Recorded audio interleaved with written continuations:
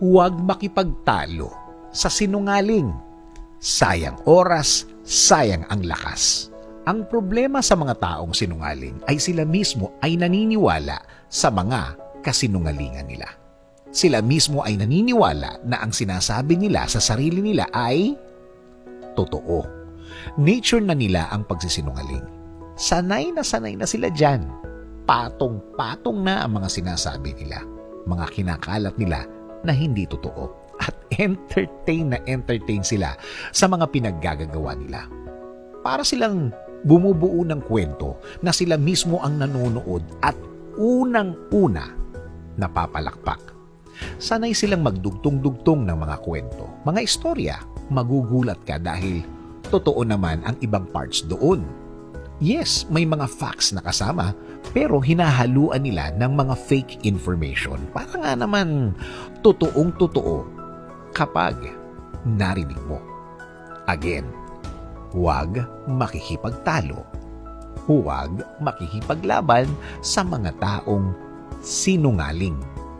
Kasi sanay silang kinukumpronta sila sa mga ikinakalat nilang fake news.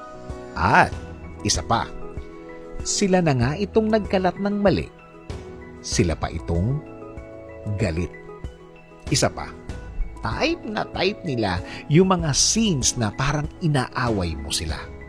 Mga taong sanay na gumawa ng mga scenes. Again, nag-i-enjoy sila sa mga ganyan.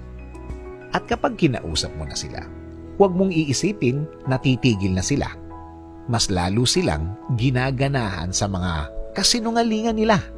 Parang yan ang gasolina nila. Minsan, itutwist pa nila ang mga sinabi mo sa kanila.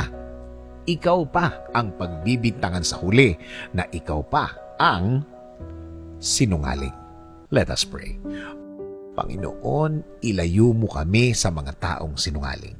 Ilayo mo kami sa mga taong walang alam kundi ang magkalat na mga kwentong gawa-gawa nila. Mga kwentong dinadagdagan nila o kaya binabawasan. Turuan mo ang aming mga puso para palagpasin ang mga taong ito. Alam namin, Lord, na kapag pinatulan namin ang mga taong ito, wala ding saysay ang mga magagamit naming oras sa pagpatol. Huwag niyong hayaan na matuloy ang mga plano nilang masama laban sa akin, Lord, at sa aking pamilya. Patuloy niyo kaming ilayo sa mga taong ito. Patuloy niyo kaming protektahan laban sa mga maiitim na balakid nila sa buhay nila. Panginoon, ilagay niyo po ang mga tamang tao na aming pagkakatiwalaan. Ilagay niyo po sa aming path ang mga deserving ng aming pagtitiwala. At kahit kailan, hindi kami tatraydorin sa aming mga ipagkakatiwala sa kanila. In Jesus' name we pray. Amen.